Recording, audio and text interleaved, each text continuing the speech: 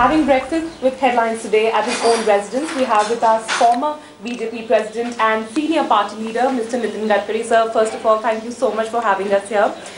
Election fever setting in, sir. How is the mood in BJP? How is the mood in Maharashtra, and especially your seat, Nagpur? Now already the election commission has already declared the dates. Now it's only 40 days for me for my election. So today we are all in election mood now, and how to plan it, how to make the campaign, and how to make it more effective to get a good victory. Now this is the mission, this is the target, and we are all working on the directions. So we've been noticing you since the day your candidature was announced from Nagpur, and you seem to be pretty confident this time around that at least this time for the BJP, Maharashtra will be a success as compared to 2009. 100% I am confident, because in the large section of the people are very much annoyed with the UPA regime because of big economic crisis. At the same time, the record of corruption. Now the people don't want to vote for Congress. And in the wider interest, who will be the Prime Minister, who will be the MP, and who will be the Minister? This is not the important question. The more important question for the country is how we are going to save our country. And now this time it is the only answer is the BJP under the leadership of Narendra Modi, the NDA rule. But considering the previous rule of Atal Bihari Vajpayee as the Prime Minister when NDA was a ruling party, on the same basis now people are expecting from BJP, NDA and Narendra Modi ji, I am confident that we will get good victory. So when we talk about Maharashtra, how do you see MNS as a threat for the Bharatiya Janata Party? You recently had a informal meeting with Raj Thackeray, which Shiv Sena did not clearly take it in a good stride. So how do you think MNS will act as a major threat for the BJP, and do you think your meeting was successful? Will Raj Thackeray finally decide to not contest from Maharashtra? Now, for the victory of Congress and NCP, it is very essential for them that they want to divide the opposition vote in Maharashtra. Last time, the previous election, we are just lose more than 18 to 20 seats because of MNS. Because of there is a division in the Congress against vote, there is a big division for that from MNS.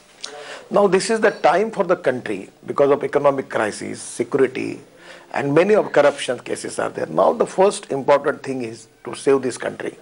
So I appeal to Raj Thackeray that in this parliament election, you should take a decision from your party that you should support NDA.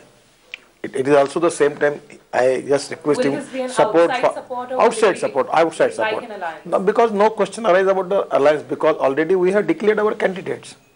We have declared our candidates. There is no subject, no agenda about adding MNS into NDA, because no question arises. The problem is that whether Shiv Sena also don't want the votes which are supported by MNS. If they don't want that vote, that is their question. I have no problem for it. But basically the spirit behind my move was to stop the division of Congress NCP opposition votes.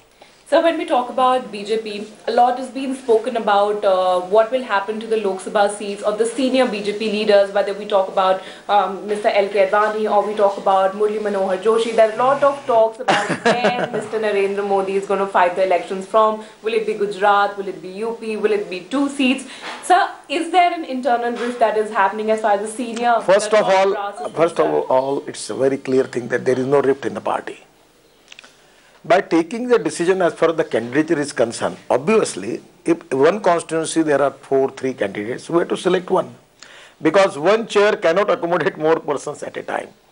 So, party parliamentary board, which is the highest authority, they have to take the decision. And as far as the decision related with the leaders also, the parliamentary board will take the decision.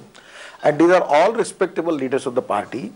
And our party and parliamentary board, we will take the decision in the interest of the party and the nation. So now let's get back to the national capital, where the anarchist, so-called anarchist Arvind Kejriwal is now traveling all across the country. And clearly you especially do not have very good terms with Arvind Kejriwal, keeping in mind the defamation case that was stabbed against Arvind Kejriwal. I don't want to waste my time to think about the confused leader of the confused party. It is the people who can understand and people who can judge what experience they have, the way in which they approach their behavior. what type of behavior like chief minister. Now everything is known to the people of this country. I don't need to make any comments on it. So, but do you think you could have the He is the confused leader of the confused party. You know, you understand one thing. Jhadu is good thing. You just take a jhadu from any company. But jhadu needs the energy from the hand. Without the energy of hand, jhadu cannot work. So this jhadu is working under the energy of Congress party only to divide the vote of BJP and NDA, and that is the political strategy of the Congress party.